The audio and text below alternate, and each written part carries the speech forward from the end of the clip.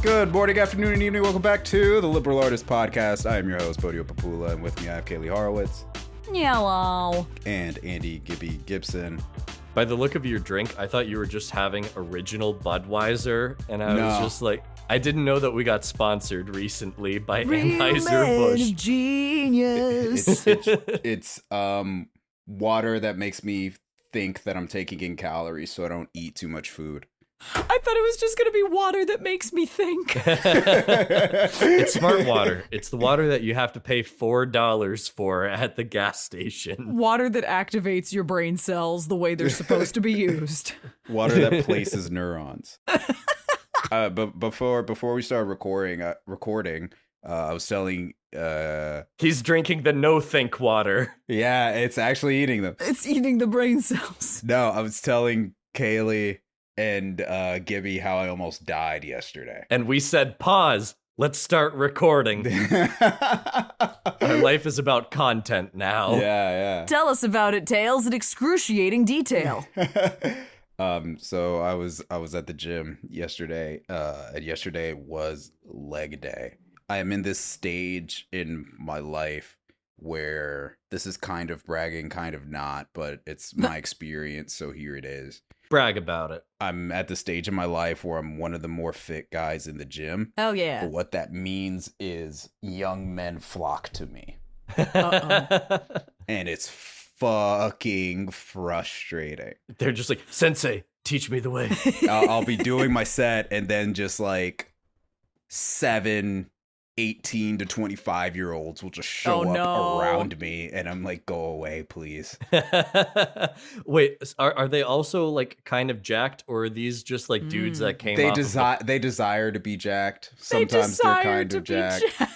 Yeah, it's one of those things. You could start a conversation with me and say, hey, or like be like, hey, what's your form? How did you do to XYZ? Which is fine, but when you just kind of like come and stand next to me or take up my oxygen or take my chair after I've gotten up, is fuck up. You know what I mean? They're the adoring fan from Oblivion. They're just all gonna follow you. Yeah, but like follow me and not say anything to me. Right? Ominously. You finish a lift and they all just start clapping for you. Oh God. It's like Wii bowling. They all do a little jump and spin and they start clapping. But the only place I could really get any solace is my gym has an outdoor area, and there's enough space over there so I can get out. And it's very obvious if you follow the guy outside. You know what I mean? They have that much social grace not to do that, right? I catch them staring at me, and then they get embarrassed. Oh, babies. I'm out in the outdoor area. I'm exhausted because it's leg day. I've been killing myself. I'm 37 sets deep at this point. It's a lot. It's a lot. Yeah. It's arguably too many, but it is. Fuck my legs. I want them to grow. This is what it means to go further beyond. Yeah, I mostly got angry because of said crowding, and I was like, I'm just going to get out here and keep working out. I do this thing where, if you know Olympic lifting, a power clean where you take the bar from the ground, you lift it over your head, and you hold it up there for a second, and you let it go. Instead of putting it down, I put it on my back, and then I do lunges. I don't do a lot of weight. It's only like 130 something pounds. This story is not going to a good place. I can. No, I said almost died. Yeah. Even if you haven't told that, I would just be like, no, that stays close to the ground. But I clean and I put it on my back, and I go immediately lightheaded. Oh, and I'm like, oh, dude, that's crazy. I finished my set, and I come back after getting a lot of respect for Olympic lifters, because like I'm doing this with 100 plus pounds, and I'm like, yeah, this is easy. This will be easy. But if like I was in competition, this would be really, really tough. And guys my weight in the Olympics do it with like 300-400 pounds, man. Like they're no joke. Mm-hmm. Yeah. You're very fit. You got abs. You don't need to be an Olympian. I do it again, and no. I stumble. I thought I sneezed. Oh my God. But I was listening to a song, and the song that I do really well, and I tracked that the song had skipped ahead about 5 seconds. You King Crimsoned yourself. I straight up blacked out. Over 100 pounds on my neck. Oh my God, Bo! No. Yeah, it was wild. Oh, Bo, hey, no! I stayed standing. I finished my set, and then I said, "Hey, I'm gonna go home." Yeah. I stayed standing. Ah. I'm sorry. I'm just taking a moment for a second there because I'm the mom friend of the group and I'm fucking horrified right now. I walked away. I got my but it's fine. He overcame a challenge. Yeah. He's stronger for it. Exactly. Do it again. No, please don't do it again. Don't you scare me like that again. What I learned is if I die, I'll die on my feet like a man. Do you realize? No! I'll die on my feet like a man, he says. Badass. Bodio, you are an engineer, not a Viking warrior from 10,000. No! But what if I were both? No! ¿Por qué no los dos? Yeah. See, she knows. She said it in Spanish. It has to be true. I know a meme in Spanish. That's the joke. Now I finally understand what it's like to be a parent who's so angry that you can't say actual words. No. You just start speaking in tongues. Just like, Sam, grounded. But see, that's the thing. It's speaking in tongues until the only thing that comes out of your mouth with enough clarity is the full name, and that's when you know you're fucked. Yeah, you know you're in trouble. I don't have any power because I don't know Bo's middle name. Yup, I refuse to give it to you. And I never will. Don't so. either. Yeah, you're right. Shit. Bo redacted Papulia. I don't have like- that power over you. I'm like Rumpelstiltskin. If you figure it out, I have to grant you a wish or something. Oh shit, dude. You're like Mr. Mitzit Lipstick. Yeah. Dropping my obscure Superman knowledge up in here. Yeah. Because why not at this point? I can get away with it with a Kaylie Rose Horowitz. Do you know how much trouble you're in? You're not my mom. Well, Kaylie and I like counteract an unstoppable force, immovable object, because I'm pretty sure you know my middle name. See, unfortunately, my brain is only supplying me with Andrew Gibby Gibson. Andrew Gibson, you get back here right now. Exactly. It's like the Mario Brothers. Mario Jumpman Mario. I'm ascended. I am unchained. You do not know my power because you don't know my name. Let's transition. Shit. Let's do that. Oh, It's what are we becoming? It's spooky season, baby. Hell yeah. We're becoming spooky. All right, I can dig that. I'll go get the vampire cape. I'm glad you have a vampire cape. Dude, I saw a show of Dracula Comedy of Terrors, and all of the like Okay. house management staff and ushers, they put them all in vampire cloaks. It was Good. the Hilarious. best thing I was like, hands down, best choice. 10 out of 10. I don't care what else happens in the show. It was amazing. But this is like one of the best choices you could have done. It's like the show, shit. The costuming of the staff, amazing. The show was great, but the fact that they went, and you too, you guys are also vampires. Here's a cloak. Sweet. It's like, great, love it. Anyway. Continue our Sailor Moon transition sequence. Any job where I get a cloak out of it, 10 out of 10. Right? The spooky season, so we thought it's time to break out the spooky movies, baby. It's Poor Things.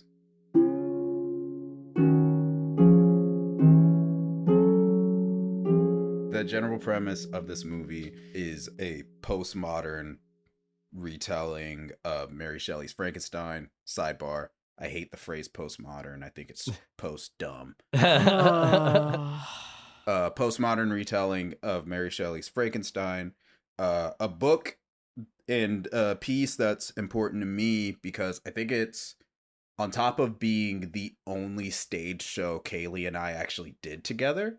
I was about to say, we coming can in. never let go of this goddamn show. No, it was also Frankenstein was also the first like grown up book I read as a child. You know, when you're like in third grade and they're like, oh, your kid reads at a collegiate level. My mom was like, sweet, I know the name of this book. Read this, dummy. Read Mary Shelley at age 9. Yeah. It's a good book. I was like, man, that's crazy. It's just wild, man. Cool. Anyways, back to DBZ. It was Frankenstein, Swiss Family Robinson, and Alice in Wonderland.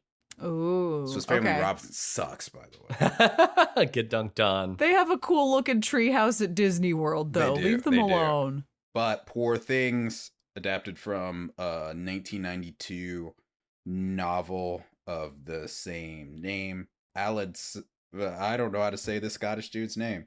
Alasdair Gray. That, yeah. Hey, Scottish. Scotland forever! It works for basically all of them. I mean, he was super pro Scottish independence. Fuck yeah, dude. Fuck yeah.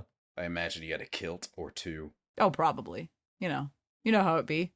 I do know how. You just have them stashed around everywhere. Yeah, it's required. You just gotta grab one. Grab your kilt, grab your cloak, and you're ready to party. Loot crate. Oh, sweet, another kilt. Hell yeah. I've got 10 now. Movie came out last year. Was in the top 10 movies of 2023. Table. What do we think? I feel like this one got overshadowed, unfortunately, because it came out, and then like a month, 2 months later, Victoria Frankenstein came out. Another Frankenstein adaptation, although it was, what if I'm a high schooler and the monster, it's Victoria, not Victor, and I animate this hot guy played by Cole Sprouse, and now he's kind of my boyfriend? I don't know. Kaylee, I have no idea what the fuck you're talking about. Victoria Frankenstein came out the same year as this, and that's what I feel like, unfortunately, from my vantage point, it felt like that one got overshadowed, or they both just kind of canceled each other out. Kaylee, are you thinking about Lisa Frankenstein? Yes, Victoria. I'm thinking of Victor as a gender bend. Lisa Frankenstein. Thank you. Yes. I was about to freak out. Are you telling me there were 3 Frankenstein movies? No. I just knew it was a gender bent name, and I was like, oh, Victoria instead of Victor. But no. It's Lisa Frankenstein. There we go. You're Let's go rate that movie. Yeah. But no, that's where I kind of sat with. I knew that this one was coming out and that it was it's kind of Frankenstein, but it's not like a direct readaptation. It goes in a lot more different directions versus Lisa Frankenstein, I think kind of, from my understanding, took the route of but what if they're high schoolers? And what if it's slightly a comedy and monster and creator, but maybe they kiss? I don't know. Yeah. All I really knew about this movie is Emma Stone was in it. Yes. And my mom wanted to see it. And by God, I am glad I did not go see this movie with my mother. Spoilers ahead, obviously. Gibby, why wouldn't you and Mama Gibson want to watch this together, man? Tell me. There are incredibly gratuitous sex scenes in this movie. Yeah, boy. Which... Don't take that tone. Hey, I'm the woman in the room. I can take whatever tone I want to about those sex scenes. I feel as legally you're allowed to, but from a moral standpoint, I don't think you should. You're breaking the law, madam. Maybe we should give the audience a little bit more context as per how we feel that way. Why would we do that? The audience should just know everything already. Yeah. Yeah, you're not omnipotent, losers. Our podcast has an audience of 3. God, Jesus, and the Holy Spirit. Jeez. I thought we said last time that we were abandoned by God. And now they're listening again. Yeah. Well, it turns out that his forgiveness, is actually pretty ongoing and all. It did come through. Want me to give some context or want to take that ball and run with it? Essentially, with this being a Frankenstein story, we have the rebirth of a woman by a, let's be honest, fairly mad, unethical scientist. Hey, you leave William Dafoe alone. I think he's something of a scientist himself. Okay. So in essence, you have a pregnant woman of Victorian society who jumped off a bridge because, as we could tell by the context of the early movie, she was incredibly unhappy. That mad scientist took the brain of the infant, put it into the woman, reanimated her, and in essence gave her a brand new life, but she restarts with all of the mental state and motor functions of a young child. And we see the progression, essentially, of this woman's life as a science experiment, from early childhood to defining her own agency as an individual and as a woman in her society. And a lot of that agency and that, self-definition hinges on sexuality and self-discovery. Which is stupid. Which is uncomfortable in many times, in many Men ways. are stupid and I don't respect them. So the movie explores a lot. It's 2 hours and 20 minutes. It's a long-ass movie. It depends on which character outside of Bella, as played by Emma Stone, is kind of her counterpart at that point in the movie. Mm-hmm. Who's she fucking at the time? Yeah.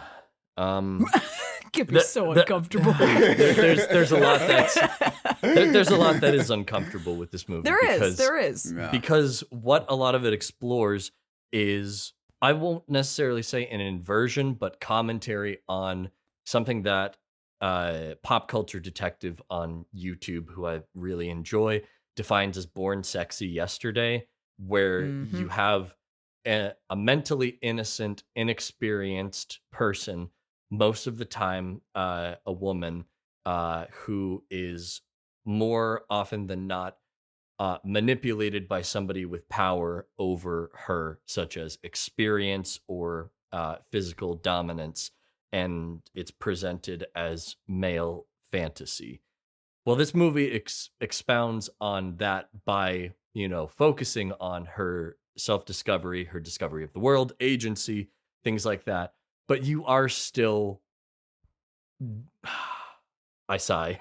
I sigh. You are still dealing with her, developing from, the discovery of sexuality to having very, very, very gratuitous sex scenes that make me glad I did not see this with my mom. And it's frustrating, man, because there is something to be explored there, right? The idea that what if we replayed the idea of Frankenstein's monster, but instead of Frankenstein's monster being in a male body, it arrives in a female's body. How would people react to that? How would they assess their meaning of life? How would they be accepted by society? And I hate it's the ideas they're hot and they fuck all the time. They fuck. It first tells you that this is the kind of movie it's going to be about 30 minutes in. Right. And like Kaylie just said, this is a 2 hour 20 movie, and it feels like a 2 hour 20 movie. It's a journey. It's extremely frustrating to have this interesting idea and it just be well, everything's sex. Everything has to be sex. Everything has to be through the lens of sex. How does she experience self-discovery? Well, it's sex. How does she go on adventures? Well, it's sex. How does she get her own independence back? They sexing it up in a whorehouse in Paris. If you cut the sex out of this movie, it's maybe an hour and a half.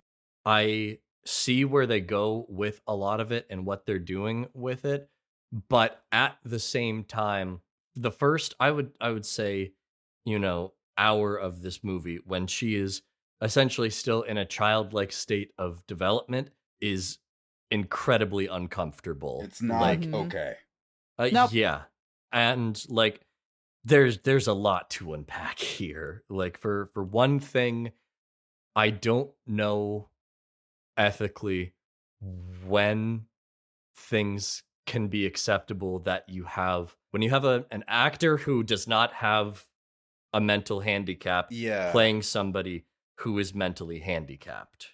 So that's just the start. I don't think it's that deep because it's an actor not playing somebody who's mentally handicapped, but is playing someone who quite literally has the mind of an infant. Yeah. Right. It is not like a regressive mentality. It is just the fact that we are playing at something that it is an adult playing a 2-year-old, playing a child. It is not like the state of you are in this, here is someone diagnosed with a condition that their mental state is that way, is however many years behind the way that their body's developed.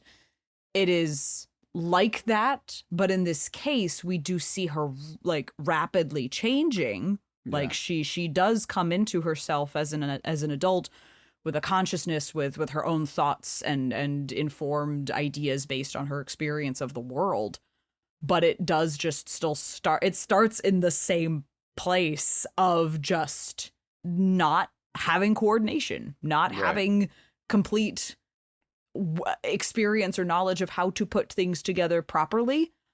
And I would argue, I think to the point of the Born Sexy yesterday, the reason sex becomes prominent within that first hour and sticks around that way is really to let the uncomfortability sit in, because Born Sexy yesterday always skirts around it in that it's such a fun fantasy to think about that's she doesn't realize what she's doing. That's hot. Mm-hmm. What about when she does? Are you still okay with that? And that being the point. That when the agency is returned, that even in a base pleasure, I've realized this feels good in my body, I want to chase that high, that's when the fantasy kind of shatters. Yeah, I don't think this is on the movie. I think this is more on the book, the original story. I don't want to give it that credit as though it's saying something. What's the word I want to use? I don't think it's asking that question. I don't think it's challenging that trope. A, because the book was written in 1992. Sure. And B, because it never addresses it as such. Mm-hmm. How this story presents sex in a very nihilistic way, in that the only way you can really experience life as a person is through sex. And I guess the statement is, if you want to experience a lot of life and very quickly, you got to have a lot of it. But that's only base one. That's the thing. There are different. Think of the layers of the brain. We are aging with her, kind of watching those different cortex layers develop over the other. That at first it is the base needs and pleasures of life. Food, friend, companionship, or sort of that recognition of an agency around other bodies in the room, her joy of stabbing the eyes of the corpse out, her enjoyment of the bicycle, of just this I can affect change in my environment, taste of food, and then ultimately self-pleasure.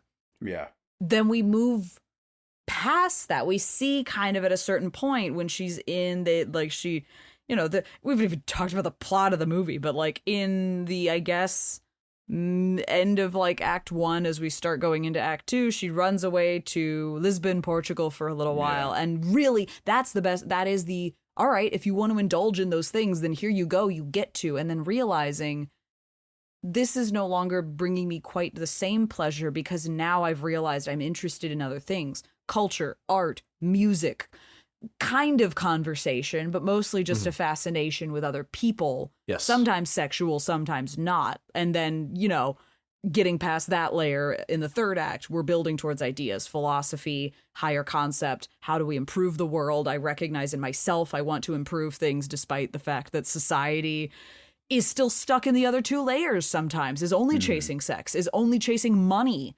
That we see her kind of a change in 3 stages and reach what I guess for the purposes of the movie would be the highest plane, where it is I'm using myself, my hands, my body, the resources I have to affect change in the world, hopefully for good, and continue and strive to improve myself while self-satisfying in whatever way that is, food, drink, sex, however, but also to a higher calling, like psychologically, philosophically, philanthropically, all the P's, whatever that may mean. But we see her recognize society doesn't always agree with that. Some people really just are in it for themselves. I also think it's pretty interesting that you have her leaving this very controlled environment where she's essentially not ever let outside of her paternal figure's sight.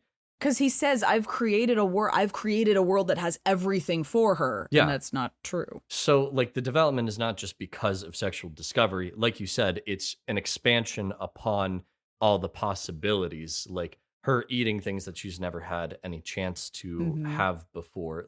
So much of that rapid development is because of the exposure to new ideas. Some of my favorite moments of this movie are the conversations that she has with other people. Yeah. Whether it's in just peer to peer, on the cruise, or when they go to fancy dinner parties and they get to deconstruct Victorian society. Yes. It's so funny to me that the dinner date, the double dinner date that she, Mark Ruffalo, and the others are on, everybody is clearly joking about sexual things. But she's the only one that's outright stating things. Yeah. She does so much in this movie to deconstruct what's going on, where she's just why are we all being Puritans about this? Right. You're making jokes about blowjobs at dinner. Can we just shoot straight for once? Because she's an outsider to that society. Yeah. As well as you have somebody who Mark Ruffalo's character is just oh, I'm such a deviant. I'm so wild. Right. Meanwhile, he's also trying to still fit into everything that's going on with the society.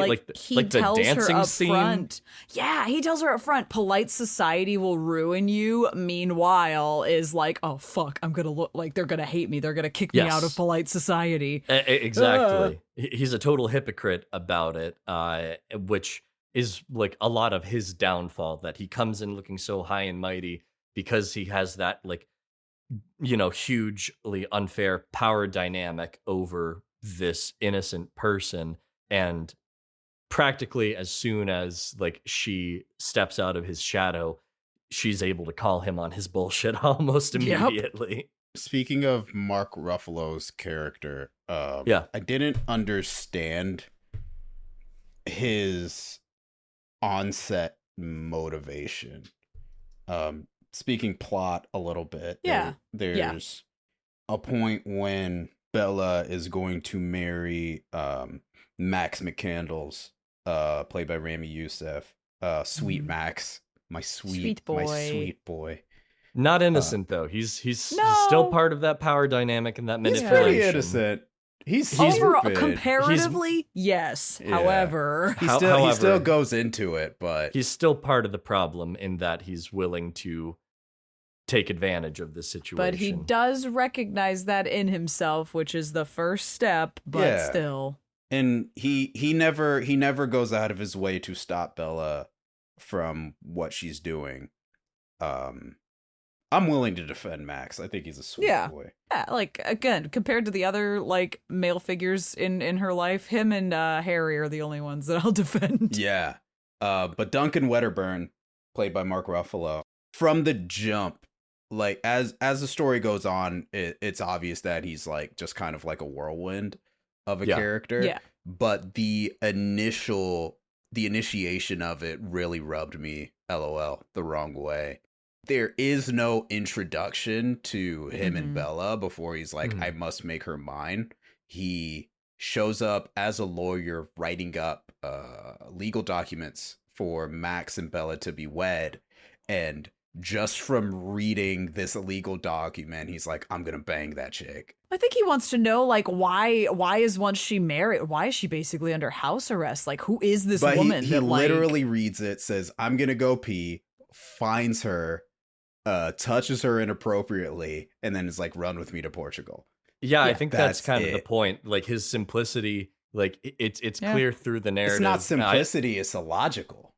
It doesn't make sense. I think he's a kind of guy that sees women only as sexual conquests. Like, it's made mention in the plot at one point or another that like he has done this many times, and he's just like, oh, hot lady, let me go check it out. I'm so smooth, I'm so slick, while being none of those things. Just like finding the right person to manipulate at the right time, which is why he, when finally meeting somebody who like steps out of his shadow, completely crumbles on the streets of Paris. She falls into the snares as usual, and he brags about the like, oh, I last longer than any other lover. If you ever had another one, you'd probably ever meet. Like, you'll never find a better lay than me. Da, da, da, da, da.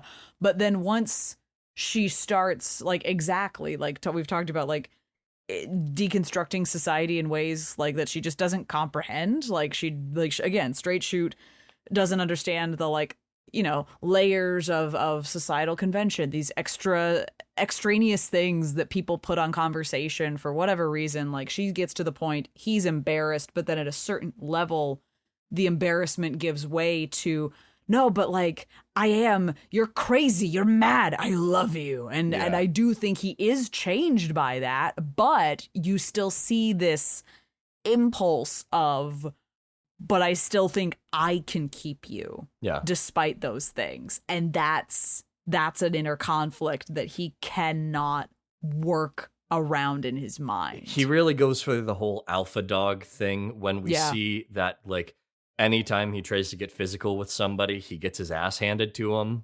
Anytime he tries to flaunt power or anything, like, somebody immediately calls his bluff, and the charade is up quickly for him. He is a failure of a man who happened to be in the right place at the right time to appear like some suave character, you know? Right. Mm. He's built on an image of himself rather than any merit. Cinematography, the actual like running around of the movie. How do we feel about that? Okay, so I have some questions about it. See, the cinematography and the styling, I was going to be like, I think Gibby's going to bring that like that media studies film background to the table for this one, because damn, there was a lot here. There's a lot going on there, and I think most of it is effective because it stands out as fairly unique visually. You found it effective? Some of it. Okay. Some of it, like the way that they show different travel scenes, especially with how they like show off them on the cruise, like the way they show her exploring the different towns and everything. Like, some of it is, I think, effectively done. But what I've noticed that it does a lot is early on, especially, there's a lot of that kind of fisheye lens, pinhole, voyeuristic camera work that I think they do too much, to the point where it feels not like postmodern for being postmodern's sake, but honestly not that far off. I completely think it is. This movie's pretentious as fuck, bro. I think there's some merit in what you're saying. Yeah, I'm extremely frustrated by, because, you know, for the first 40 minutes of this film, it's completely in black and white. And then it's in color for the rest of it. So very stylistic. Yeah, I was under the impression, is the generous way to say it. Yeah, I was under the impression it's like, oh, in the doctor's house it'll be black and white because that's her cage or whatever. Yeah, and or the past. Because the movie does start in color and then it goes into black and white. So I thought they were doing something with that, and then 40 minutes in, they just kick the black and white to the curb because her world's opened up. That's the thing. That's fucking dumb. Because what did it add? What did it add to being black and white in the beginning? Homage to other Frankensteins that have come before. That's pretentious as shit. I commit to the bit or don't. You know what I mean? No, like that's the thing. I mean, if not for the fact that I'd seen the trailers for this movie, I was like, I would kind of have dug to see the whole thing in black and white. Yes, honestly. exactly. But I also really do like the way that they play with color when we get to it. I love all the different like color palettes of the different places we go to. Kaylie, as the resident costumer, how do you feel about Emma Stone's puffy shoulders and skirts? That's I want to know. I haven't had a chance to like do costume research for this movie, but I was like, this means something. I need to know why we're putting her in mutton sleeves the whole time. Yeah. I like that we're undoing her dress. Like instead, it's like what a lot of theater doing some period pieces will do when we're talking about deconstructing societal convention and restraints on women. We will do a performance that includes either putting the undergarments over top the costume or just keeping the women in period undergarments, which will usually include like a corset and crinoline like cage for the under, like the skirt cage basically that gives it the volume. So I like we're doing that a little bit with her. We're also going for a very steampunk feel. I really dig the cruise ship and the transport. I couldn't place they're a little funky, but I really like the steampunk Victorian. Yes, like I love that take. I love the building structure stylizations for a lot of places. Like in a motorized carriage that still had a horse head. I was going to say, the motorized carriage that has like the horse head mounted on the front, but you see the steam engine in the back of it that's kicking the whole thing along. Like, I really like the ways, and because we also have some creepy half-breed, like, head chopped on bodies of other animals in the little splicers. Godwin's house. I did not like looking at that. I don't know. I don't know why they were there. I think, again, we're setting the mood of, like, this is uncanny, but in this world, apparently according to the ways that this man has figured out the science, it can work. Yeah. That I appreciate. We're not trying to make it fit our reality, but we're trying to figure out other spaces to stretch it just enough that it could make sense and be plausible and read as like, this is normative enough for, I'm assuming, what the rest of this world is like. Not every day there's a corpse reanimated with a baby's brain inside the body, but this could be possible in this reality because all these other things are possible within this reality. I think it's even simpler than that. I think it's a situation of like this character, Godwin, is doing offenses to God's world. Probably, and he does not see that as such. He sees it as discovery. And other characters are like, wow, that guy is kind of fucked up.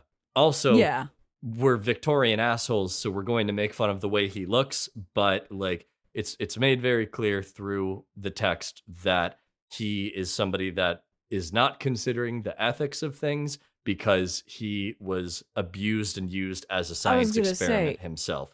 He was used unethically as well. He was a monster of somebody else's making. His own father. Yeah. Like it's not his fault, but it is also his responsibility not to put a swan's head on a pug. Your trauma is not your fault, but you are responsible for your actions. Also, like, I don't want to see it. I'll be perfectly honest. I didn't understand it. I thought it was cool. I didn't. Nope. I don't like it. I like that, like, kind of in the scape of everything else that's going on, the costuming exaggerates Victorian dress a little bit for a lot of these characters, but then does a very deliberate thing with Bella where she's still othered. Like, there are times where it's not like she's going out in her underwear, but by our standards of what we know Victorian fashion to be, when she's running around in these kind of like little bloomer shorts and a long sleeve shirt and dress top. And square sunglasses. Her solar glasses, so she could stare directly into the sun. She's unless that's a clever nod to a like Frankenstein fascination with fire. I really hope it is. But you're giving them too much credit. No, I'm trying to read into stuff because that's the thing. When you give me a pretentious movie like this that's filled to the brim with color and design and acting choices and directorial choices like this, I will want to read into everything and hope that there is a way to make a connection. Yeah. Whether you intended it or otherwise, I'd like to see if I could like put the building blocks, put the Legos together to make a fun thing. But I do like that even in this place of slight removal, slight abstraction from what was historically accurate, she still is different, but then kind of fits in, but then still doesn't. Like, still is only half dressed compared to some people. Maybe it's not an affront to society, or maybe that's just part of the postmodern. We're gonna ignore the fact that she's doing that because she's still able to like maintain conversation, and characters don't comment on her state of dress except for like, again, the men talking about her modesty every so once in a while. Yeah. But like her like it's like the bustle skirt piece with nothing over it. That's like the longest piece of garment that she wears until finally towards the end she's pretty much in entire body covered dress or stockings and some form of like garment over her legs. Like there's a lot of fixation on the lower half of her body. Yeah. The upper part is almost entirely covered all the time. Until it's not. Until it's not. That I think there's definitely a piece of that that's like, oh, there's some fun deliberate costuming choices here, and I want to know more of the design decisions for this one. We mentioned the text a little bit. I want to talk about the dialogue. Yeah. I think it's dumb. So obviously it's Victorian era England, so they want to mimic this kind of Shakespearean prose style of speaking, like the super high Victorian. We're not like Shakespearean. Yeah, like we're not Elizabethan. speaking in iambic pentameter, but we are. But using we are romantic. Syllables. We do like the romantics again. Victorian England was very rigid but really fucking kinky, and also like interested in romance at the time, because you have Albert and Victoria pretty much setting the precedent of this, like, here's a man devoted to his fucking wife, he adores that woman, and she loves him too. We have this style of speech, but then every once in a while they'll use regular English. Like, it'll be like, well, I have a condition where the scientification of the concept of blah blah blah blah blah. Huh? I can't fucking eat food. And it's like, okay. So it for me, it ruined the fantasy of the speech, because those were supposed to be set up as jokes. And if it's something you do once or twice, I think it works, but it's something they did all the time until you get to the end of the film where curse words are just worked into the language, which flows so much better. But to me, that reads as you wrote the script in chronological order and got tired of trying to hide words. You know what I'm saying? But I feel like that, again, I think that's part of the point. Yeah. Like, I will say, I think it's not we're trying to be Victorian. I think we're doing a little bit of, like, Noel Coward and Oscar Wilde, which is, we're going to put these airs on purpose so that we can take them off and be facetious by saying, just say what you fucking mean, dumbass. Like, that kind of work. I think that, like, you're absolutely right about like the language shift over the course of the movie, but I think that still is, again, tracking Bella's like psychological development and emotional development as well, where by the end, we're not trying to skirt around things or call something that it's not.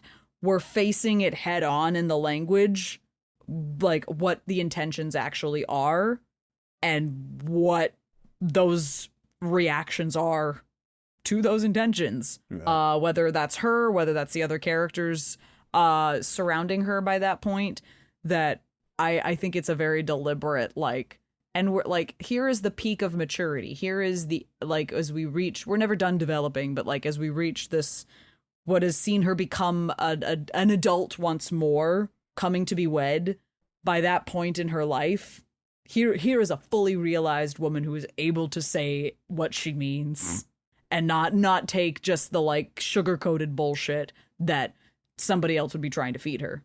And yet, I know this is a bit of a divergence from us talking about language to talking about plot. Yeah. Mm-hmm. Mostly because it was a convenient segue point for me. Segue! She does find that development, and she finds that agency, and we get to the wedding, and I think, okay, that's it. That's the movie. Yeah, and nope. Then, like, the Duke brings in her original husband, the general. Yeah. And we have, like, a 20-minute subplot in Act 3. Completely unnecessary. Yep. Kaylie doesn't agree. Yes, it structurally, I'm with you. I felt that of like, okay, and now, all right, sure. Like, I'm with you there. I had the same feeling of like, hey, we're all, okay, all right, he's here. She finds her agency, but then this guy comes in and says, actually, you're my wife in your previous life. And for her just to go, well, shit, why not? And spend 20 minutes, in fucking proto Downton Abbey mode is just like, it felt unnecessary. And I get that she wants to discover herself and who she is, but based on the fact that she had seized the means of production, utilizing her own body, according to her own words, after working in a brothel in Paris, the fact that a man just comes in and says, actually, you're this, and your self-discovery will now hinge upon a previous life of a previous brain of a previous person of who you not of who you aren't, who you not be. It felt strange and unnecessary. Sure. I get that the idea is supposed to be Bella is curious to a fault, right? Sure. But at the same time, she's not stupid, and Gibby, I'm stealing Gibby's words from it earlier. It feels dumb for this intelligent character to immediately jump into the bear trap. I don't think it's stupidity though, because we see her try to work through it in the moment of like, well, clearly we can't go forward with this wedding with him here and Duncan. Why not? Because this is a man who's going to come in here with the same claim to ownership and authority that she's been encountering with several other men in her life. Yeah. Versus the two men that have that compulsion, but at least recognize within themselves, but like, I don't actually own you. I feel protective, and that is what compels that feeling, but I do not own you. So knowing that this is something that can't be reasoned with, and also like curious to a fault, but I think for somebody that is, she's still working on fully realizing who she is. Like, we're coming off of the scene, a couple scenes previously of having realized, she's realized, okay, so I was a woman. I was a child too. I am my own mother and daughter. Okay. All right. Like, she's grappling with that, realizing, okay, so I don't actually know anything about myself. Now here's an opportunity to learn. And he's probably going to get violent in this moment, so let me go with him. Let me see what I can learn. And that, again, for us, it feels pointless because we kind of already see the end. But she doesn't, because she's still not an optimist, but an idealist, as like Harry and other conversations with her have tried to be like, but people don't change. You can't make the world better. The realism of the situation will always come crashing down on you. I think you're giving them way too much credit. I think this is, and I don't, let me say this off top. I don't think you're wrong. I think your interpretation is way cooler than what they did. I might be trying to just paint it with some nice gilded paint, and it actually really wasn't there to begin with. I think we've lost something in the idea that we should always show and not tell. Right? Because if I'm supposed to glean all of that just through the context of canceling the wedding and some weird facial twitches, then I am never going to be that attentive. I'm never going to be that smart. Bro, just tell me what's happening. You know what I'm saying? Use your words. You know what I mean? I will say then, I think that's the difference between male and female coded language. Fuck off. No. Fuck off. But this was a movie this was a book written by a guy and a movie made by men. You're not going to get me on that one, dude. With an actress really driving the reins on this character, though. No. That's the thing. I'm like, no, I applaud Emma Stone's performance in this, because there's so much nice little nuance and subtlety in there that's like, oh, yeah, girl. So much of that is language that is micro shifts in face, hand gesture, like delivery of line that is one of these things where I'm like, no, I'm at least seeing the idea of this existing. It's not like it isn't there for me, because again, in a situation where she knows this is something that could go wrong and I know he won't be logically reasoned with, how can I keep everyone here safe? And also, yes, I'm interested, but like, I don't know. I'm sorry, Kaylie. I don't agree with that interpretation, and maybe that's me coming at it as a man. But dudes. No, what I'm saying is just that from the perspective of a character arc and development, if this scene had happened like 30 minutes earlier into it, I could see how that could be true. And also, sure, yes, Max and God willingly participated in something deeply unethical and essentially took her agency away from her, and she is well within her right to question who she was, and if who she was still matters to her own self-discovery of now. But the fact that they have shown us so much time of her in Paris exploring her own interests, and then later on she's the one that asks Max to marry her, it just, to me, does not make sense that this character would take these actions at this part in the story. And I think you are covering for bad writing. That is just how I feel about things. I think there is a like, I agree. I wish this thread could have been like pulled on a little sooner than right before we get to the end. But I think that the encounter itself would still be necessary in this, but I'm with you of just like, where else would we be able to like slip this in, like as we close up all of our pieces as soon as she gets back before she proposes. Yes. I think that's better, at least, if not perfect. Maybe when she's in France. But then there's the potential we lose Max because I don't think so, because she shoots the general in the foot and then comes back to the lab and is like, hey, fix this guy. And at that point, you can then propose, have the wedding, still turn him into an animal, the whole nine. You feel me? Sure. Obviously, I'm backseat directing at this point. Yeah, and that's not usually our intent on this podcast. No. I'm like, again, like I don't know what the solution would be, but I still think it's a piece that I definitely think is necessary in this whole picture. Fair enough. Yes. Like, he's kind of the final boss of challenging all of her truly ideas. And that's the thing, we build to it. I think it's a very nice build. I do wish it was just kind of there slightly differently until like exactly the sort of extra last boss piece. Yeah. But we're kind of constantly wondering and not answering the whole time until finally we can't run from it anymore. Who was this woman? Who was Victoria Blessington? Which also, that is your last name when you're a goddamn warlord. Jesus. There's a lot of fun stuff in this that I think I ended up kind of sitting in a like artist soup of just like, ooh, I like these pieces are exciting to watch like come together the way that they are, that maybe it would take like either another viewing or like a script, like reading the script as written sort of thing to look at it and go, now what is it that doesn't quite feel right in this end structure?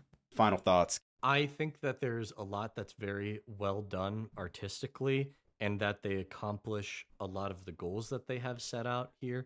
But just from a personal experience, I don't think it's something that I'll be watching again because of some of the discomfort that I've had as an experience of consuming this media.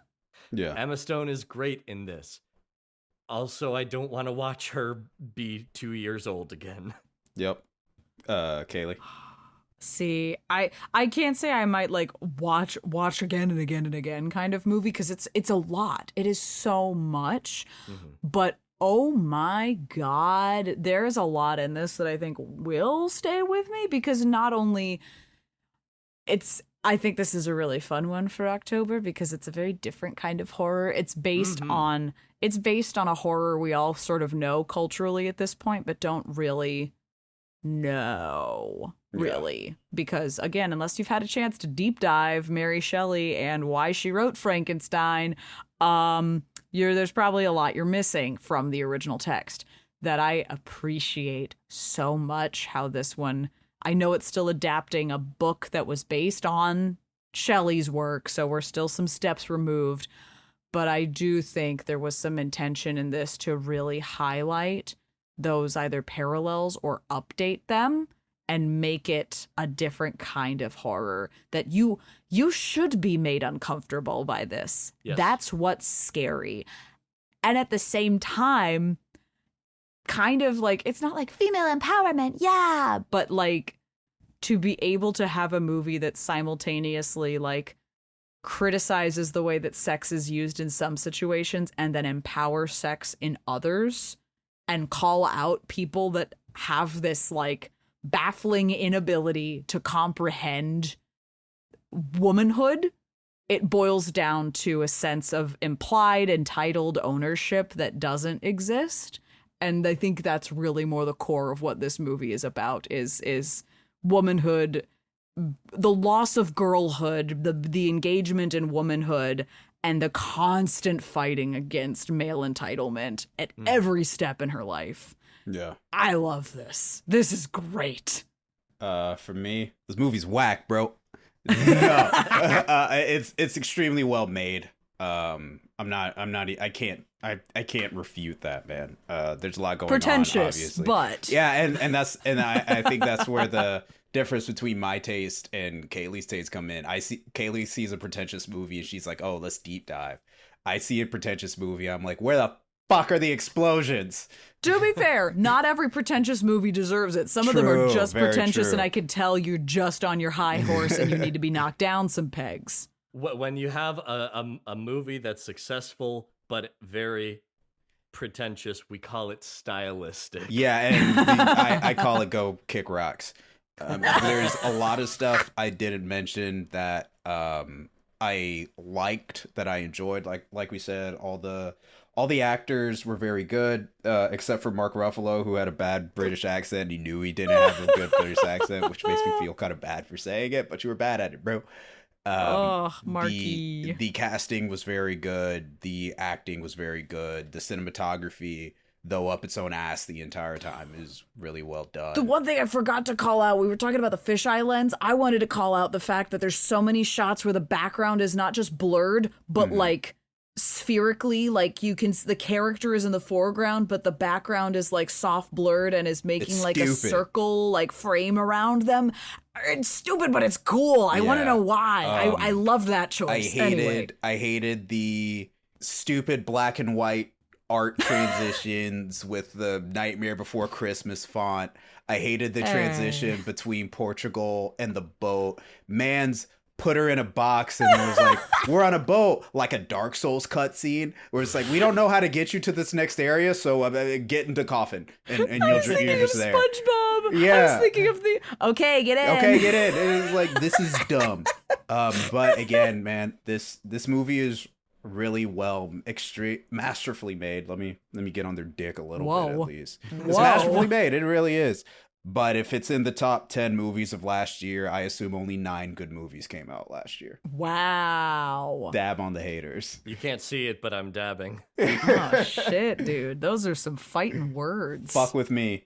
Greek man. I forget the director's name. He's Greek, and I assume he's probably nice. But I didn't like your movie. Forgive me for butchering this if I do. Yorios Lantimos. Yorios. Fuck. I made fun of it. Let me say something cool about the Greeks, and then we'll call it. Okay. Jesus. The Romans are lame because everything cool they did was made by the Greeks. They just did it like slightly better. Greeks are rad. You heard it here first, folks. There's an entire play that constantly has a character going, the Greeks invented da-da-da-da. Because they did. And the Romans just took it. It's true. The Romans just took it and was like, hey, what if we cast it in bronze? And it's like, yeah, but they did that shit already. You just took it from the... Okay. Fuck the Italians. Do better. Saturn. That's been this episode of the Liberal Artist Podcast. Thank you so much for joining us. I keep banging my laptop against my desk. Stop I'm sorry, doing Editor that. Gibby. Slam I don't do it on purpose. everything. Start follow us. the outro over, damn it. Okay. Thank you so much for joining us on this episode of Liberal Artist Podcast. That's it, man. Join us and follow us and do whatever else on our socials. YouTube, Liberal Artist Podcast. Instagram, @LibArtistPod. Join us next time when we mash two farm animals together. Old MacDonald had a farm without ethical science. I didn't know we were getting mad scientist levels over here. Okay, alrighty then. Here and a quack bark there. Peace.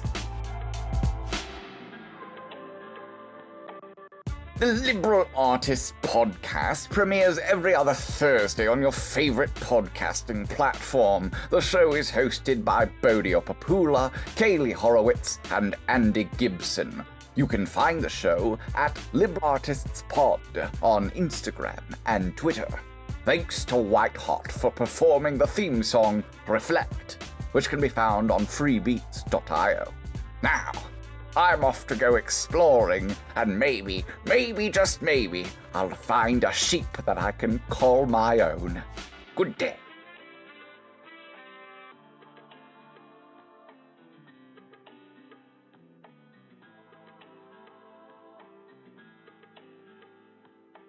I need to start writing those down, what I'm going to say at the end of an episode. I was to say cute or otherwise. Keep awkwardly bumbling into Find your way out. What farm animal abomination would you make? It could be cute or horrifying. I want to put two things that taste really good together. to make the Ulti-Meat. Yes. Ulti-Meat. Oh God. That's what you call it. That's how you sell it. So it's not a turducken. It's not a turducken. So you get a bull. I guess a bull and a pig. Oh, that would be really tasty. I was going to say a pig with chicken wings or something. Oh, and then the fat gets in the wing. Oh, yeah, you win. Oh, so pigs have to, so when pigs fly. Yeah. Hold on, folks. I'm about to cook. Oh. You take a bison and you put the chicken wings on it. And you finally have buffalo chicken in its proper form. He did it. He solved it. He cracked the code. Can't believe what I'm hearing. I don't even know if bison tastes good. I've never had the opportunity to eat that in my life. Next time we're together, I'll make you some bison burgers. They're Winner! Bison dinner. Winner, bison dinner. Winner, bison dinner. Jesus Christ.